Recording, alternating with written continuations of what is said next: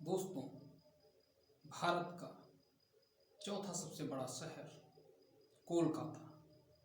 कोलकाता से 80 किलोमीटर दूर एक होटल की तरफ एक लग्जरी गाड़ी जा रही होती है और होटल के सामने रुकती है। होटल के सामने रुकने के बाद उसमें से दो व्यक्ति उतरते हैं और दोनों होटल में चले जाते हैं। कुछ घंटों के बाद वो दोनों वापस आते हैं और अपनी गाड़ी में बैठकर पुनः कोलकाता की तरफ चले जाते हैं।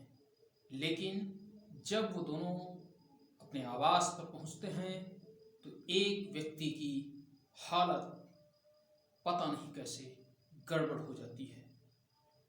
इतनी गड़बड़ हो जाती है कि वह बेचैन हो उठता है। दोस्तों, आइए चलते हैं मुख्य कहानी की तरफ। दरअसल ये जो कहानी है यह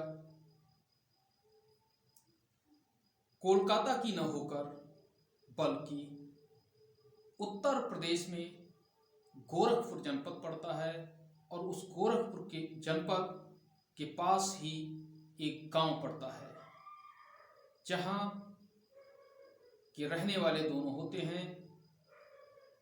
अब हम कहानी की तरफ बढ़ते हैं।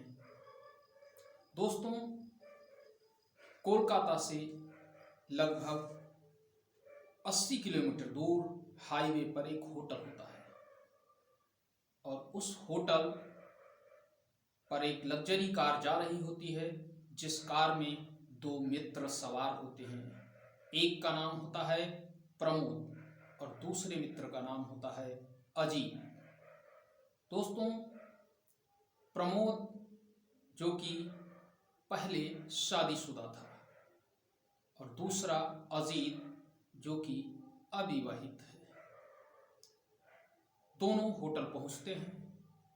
अजीत उस होटल में पहले भी जाया करता था, लेकिन प्रमोद अजीत के साथ पहली बार उस होटल में पहुंचा था। दोनों वहां पहुंचते हैं और पहुंचने के बाद नाश्ता करते हैं और जब नाश्ता कर ही रहे थे तभी अजीत प्रमोद से कहता है कि प्रमोद यार, ये होटल केवल नाश्ते के लिए नहीं बना है, इसमें और भी बहुत कुछ है। उत्कंठा जगती है प्रमोद की और वो पूछता है और क्या क्या है यहाँ। अजीत कहता है यहाँ बियर भी है, शराब भी है, सबाब भी है, कबाब भी है, सब कुछ है, जो आपकी इच्छा हो। प्रमोद अजीत से कहता है आप क्या लेना चाहेंगे? तो अजीत कहता है मैं तो तीनों का आदी हूं, आप बताएं आपको क्या चाहिए। तो प्रमोद कहता है चलो शराब और शबाब दो का आज मजा लिया जाए। दोस्तों, अजीत प्रमोद के साथ होटल के मैनेजर के पास जाता है और उनसे कहता है कि मुझे लड़कियों की आवश्यकता है। होटल मालिक उसकी तरफ, जो होटल का मैनेजर होता है उसकी तरफ देखता है और कहता है जुबान बंद रखना, आपकी व्यवस्था हो जाएगी। मैनेजर के इतना कहते ही दोनों हाथ मिलाते हैं और प्रसन्न मुद्रा में जाते हैं और जमकर शराब पीते हैं। शराब पीने के बाद जब वह पूरी तरह से शराब के नशे में धुत हो चुके होते हैं तब वह उस कमरे में पहुंचते हैं जहां पर दो लड़कियां दोनों का इंतजार कर रही होती हैं। लेकिन अजीत दूसरे कमरे में जाता है और प्रमोद अलग कमरे में जाता है। दोनों लड़कियों के साथ समय बिताते हैं। समय बिताने के बाद दोनों वहाँ से निकलते हैं और निकलकर मैनेजर को पेमेंट करते हैं और पेमेंट करने के बाद होटल से बाहर आकर अपनी लग्जरी कार में बैठते हैं और वहाँ से कोलकाता के लिए निकल जाते हैं। कोलकाता में अजीत और प्रमोद अलग अलग जगहों पर रूम लेकर रह रहे होते हैं। अजीत अपने रूम पर चला जाता है और प्रमोद अपने रूम पर। दोस्तों, प्रमोद चूँकि थक भी चुका था और नशा भी उस पर हावी था, इस वजह से रूम पर पहुंचते ही उसकी आंखें लग जाती हैं। 3-4 घंटे ही वह सो पाता है। तभी उसे अचानक एक सपना आता है। हम उसको सपना ही कह सकते हैं। आप क्या समझते हैं ये आप पर डिपेंड करेगा। दोस्तों, उसके कानों में किसी लड़की की आवाज़ें गूंज रही होती हैं, कुछ चीखें गूंज रही होती हैं और वह चीखें जानी पहचानी सी लगती हैं। प्रमोद विचलित हो उठता है, लेकिन रात्रि के समय वह कर भी क्या सकता था। जैसे कैसे वो रात काटता है और सुबह होने पर उठकर अपने पैतृक गांव, जो कि गोरखपुर जनपद में पड़ता है, वहाँ अपने एक मित्र को फोन करता है और मित्र से पहला क्वेश्चन यही पूछता है, मेघा कहाँ है। दोस्त कहता है, मेघा अब इस दुनिया में नहीं रही। अगला क्वेश्चन करता है, मेघा के साथ रहने वाला वह लड़का कहाँ है। मित्र कहता है, वह तो कुछ दिनों के बाद गांव आया और उसके बाद प्रधानी लड़ा, प्रधानी जीत गया, आज वो प्रधान है। उसकी ये बातें सुनकर प्रमोद फोन काट देता है। लेकिन प्रमोद की समझ में कुछ भी नहीं आ पा रहा था। बार बार उसके कानों में वो चीखें, वो आवाज़ गूंज रही थी। उस आवाज़ को सुनते ही वह अत्यंत ही दुर्बल सा खुद को महसूस करने लगता था। लेकिन करता भी क्या। खैर, काम से निवृत्त होने के बाद जब शाम को अपने रूम पर पहुंचा तो उसने विचार किया कि ऐसी हालत में हमें क्या करना चाहिए। काम करने में भी मन नहीं लग रहा है, हर समय वही आवाज़ हमारे दिलो दिमाग में गूंज रही है। ये आवाज़ किसकी हो सकती है? शायद ये आवाज़ मेधा की तो नहीं। आखिर क्या रिश्ता है उस मेधा नाम से प्रमोद का? दोस्तों, प्रमोद उसके अगले दिन शाम के समय पुनः कोलकाता से उसी होटल के लिए निकलता है और जब उस होटल में पहुंचता है तो होटल के मैनेजर से कहता है कि मुझे आज फिर लड़की चाहिए। मैनेजर कहता है, ठीक है, मिल जाएगी, आप थोड़ा वेट करिए, एक सुंदर सी कन्या आपके लिए उपस्थित होगी। प्रमोद वेट करता है, लेकिन आज वह ड्रिंक नहीं करता है और ज्यों ही मैनेजर का इशारा मिलता है वह उस रूम की तरफ बढ़ जाता है जिसकी तरफ इशारा होता है। जब वह रूम के अंदर पहुंचता है तो वहां पर जो लड़की उपस्थित थी उसे देखकर वह रूम से बाहर चला आता है और आकर मैनेजर से कहता है, मुझे ये लड़की नहीं चाहिए। मैनेजर कहता है, तो फिर कौन सी चाहिए? तो कहता है, परसों जो मेरे साथ रही थी मैं वही लड़की चाहता हूँ। मैनेजर कहता है, वह यहाँ से थोड़ी दूर रहती है, इस वजह से हम उसे नहीं बुलवा सकते। प्रमोद कहता है, देखिए, मुझे सिर्फ और सिर्फ उसी लड़की से मिलना है, कीमत आप बताइए, अदा करने के लिए मैं तैयार हूँ। मैनेजर भी पैसे की तरफ देखता है और ललचाई हुई नज़रों से एक दूसरे नौकर की तरफ देखता है और उससे कहता है कि ले जाइए इनको, महोदय को, और उसके यहाँ पहुँचा दीजिए। वो नौकर तैयार होता है और इसकी गाड़ी में बैठ लेता है। प्रमोद नौकर जिधर बताता है उधर को गाड़ी लेकर चल देता है। कुछ ही मिनटों के बाद प्रमोद एक मकान के सामने गाड़ी रोकता है और सामने जो मकान बना हुआ है उसकी बेल बजाता है। बेल बजाता है तो अंदर से कुछ समय बाद दरवाज़ा खुलता है। जो ही दरवाज़ा खुलता है तो उसके अंदर जो लड़की होती है वह प्रमोद को देखकर अपना मुंह छुपा लेती है। प्रमोद के मुंह से पहला प्रश्न यही निकलता है, क्या तुम मेघा हो? ज्यों ही प्रमोद के मुंह से ऐसे शब्द वह लड़की सुनती है तो फफक फफक कर रो पड़ती है।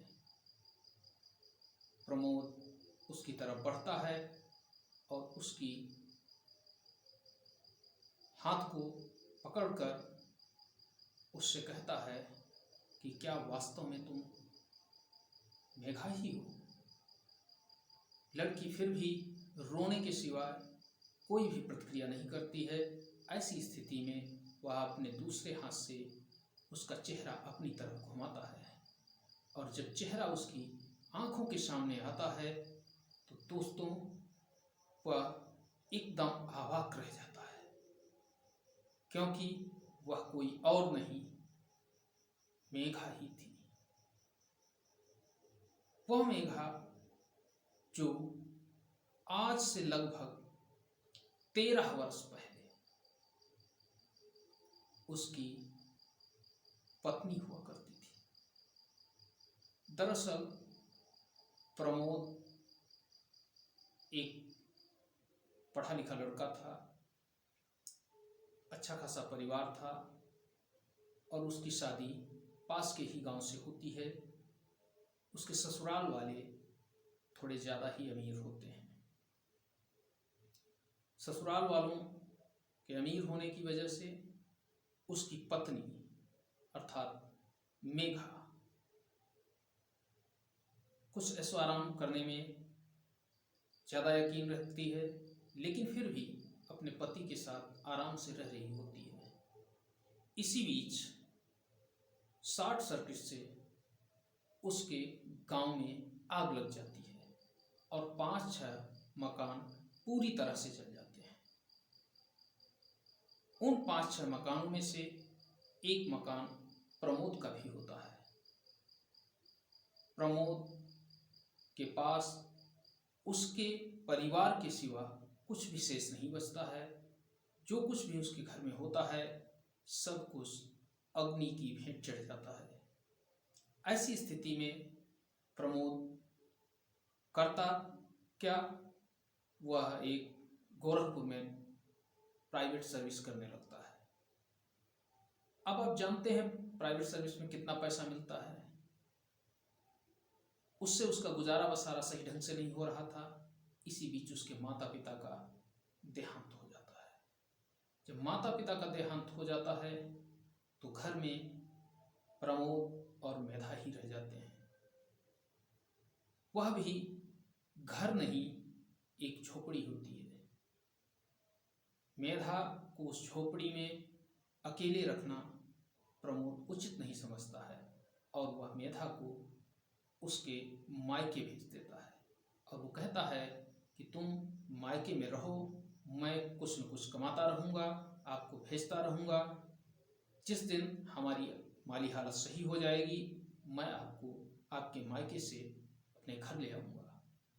मेधा भी हंसी खुशी अपने मायके चली जाती है, लेकिन आमदनी ज़्यादा ना होने की वजह से प्रमोद केवल कुछ ही पैसे उसके पास भेज पाता है और ज़्यादा कमाई नहीं होती है। फिर भी जब समय बढ़ता जाता है तो प्रमोद कहता है कि क्यों ना एक छोटा सा कमरा ही बनवा लूँ। तो वह कुछ ईंटें मंगाता है और दीवारें चुनवा कर उसके ऊपर खपरेल डाल देता है और सोचता है कि जाऊंगा और मेघा से कहूँगा कि चलो अब आपसे दूरी मुझे बर्दाश्त नहीं होती है, हम दोनों उस कमरे में गुजारा बसारा कर लेंगे, लेकिन कम से कम एक साथ तो रहेंगे।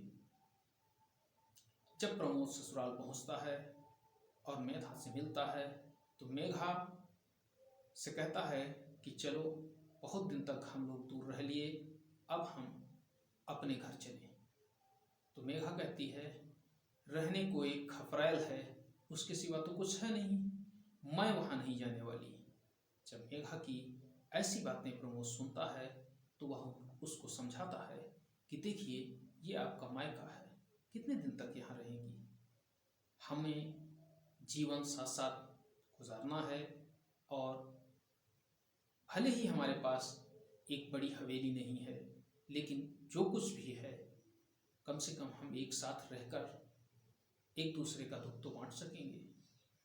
इतना समझाने के बाद भी मेघा के ऊपर कोई असर नहीं पड़ता है और मेघा साफ मना कर देती है प्रमोद को कि चाहिए मैं आपके साथ नहीं जाने वाली।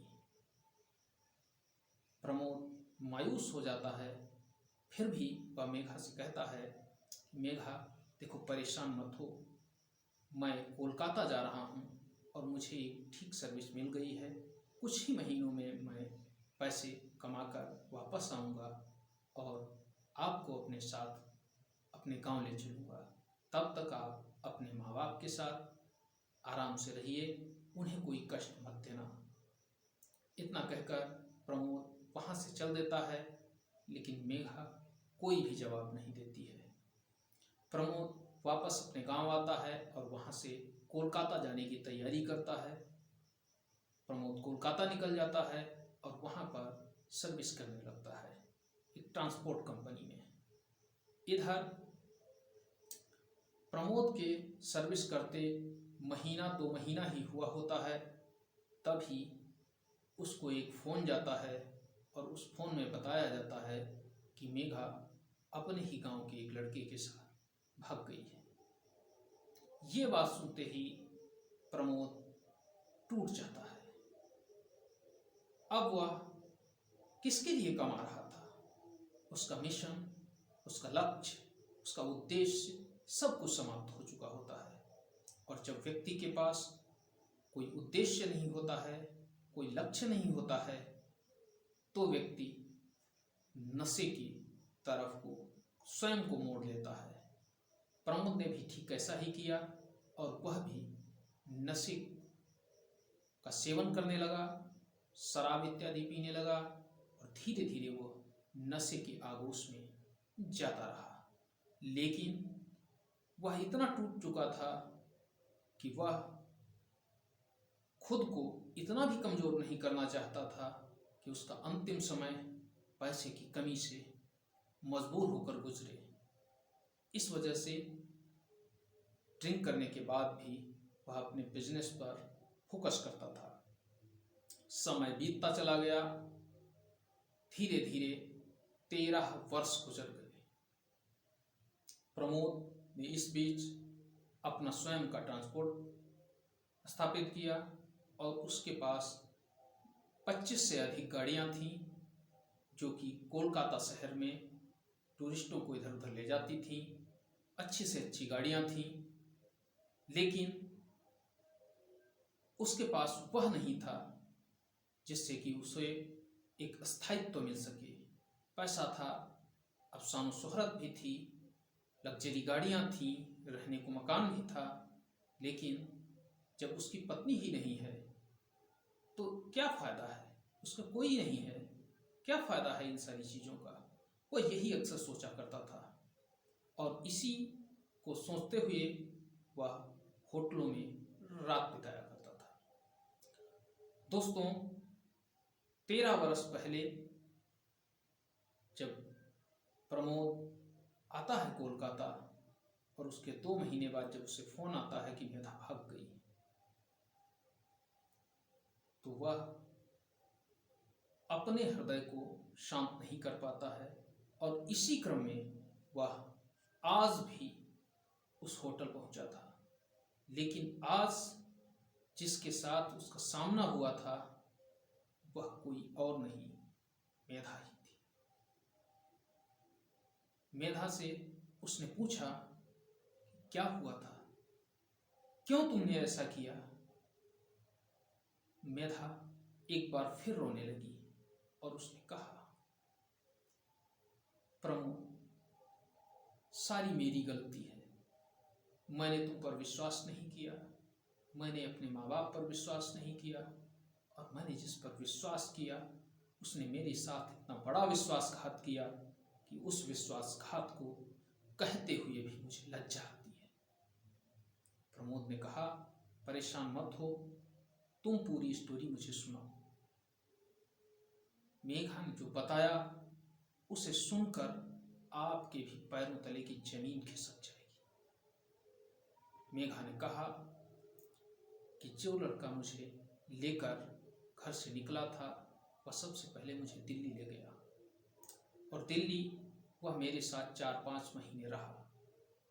4-5 महीने बाद मुझसे उसका मन भर गया और वह मुझे दिल्ली से लेकर कोलकाता आ गया, और जब वह कोलकाता आया तो यहाँ आकर उसने मुझे एक कोठे पर बेच दिया।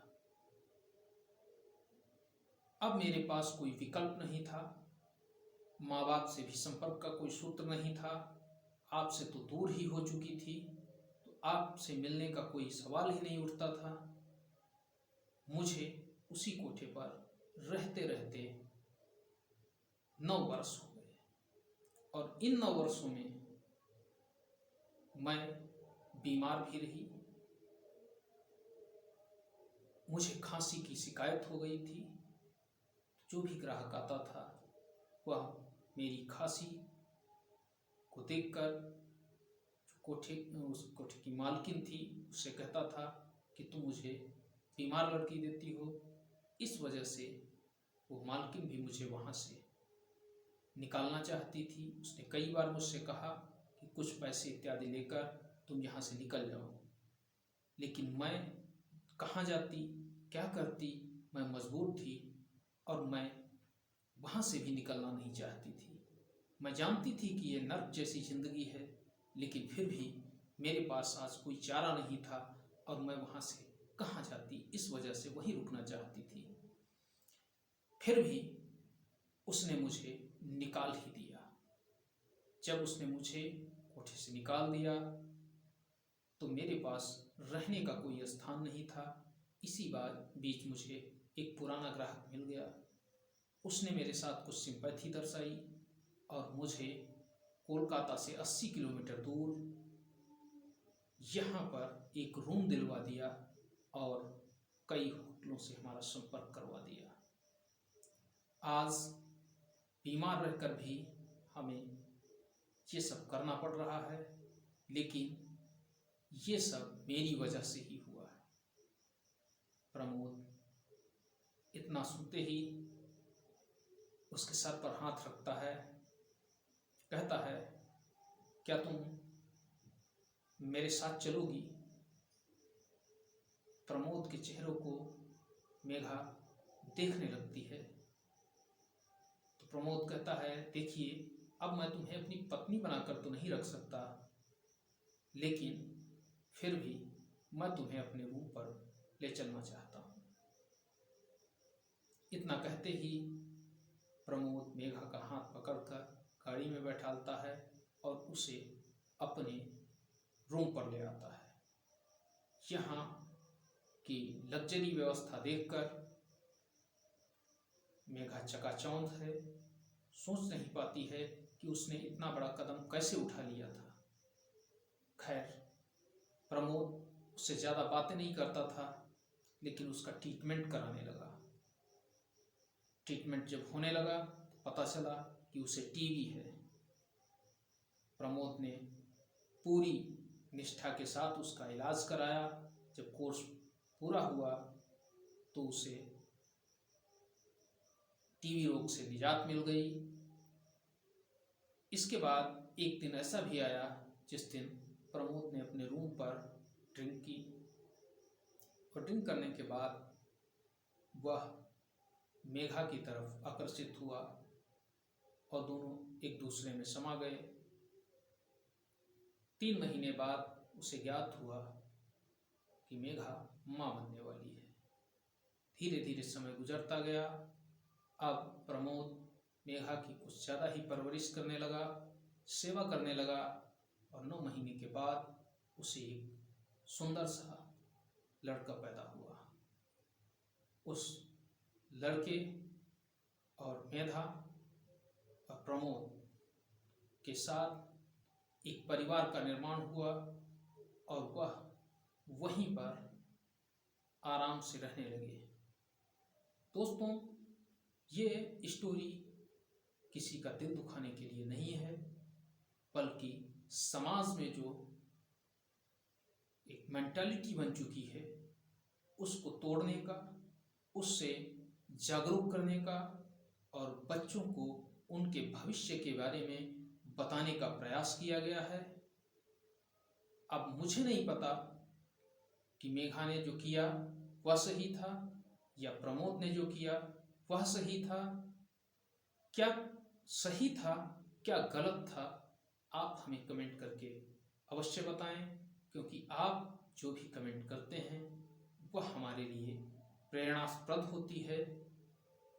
आशा करता हूँ कि जो भी हमारा दर्शक है वह इस वीडियो को लाइक भी करेगा, हमारे चैनल को भी सब्सक्राइब करेगा, साथ ही साथ हमें कमेंट करके अवश्य बताएगा कि हम अगली कहानी में और क्या सुधार कर सकें। दोस्तों, इसी के साथ इस वीडियो को हम समाप्त करते हैं। जय हिंद, जय भारत, शुभ रात्रि।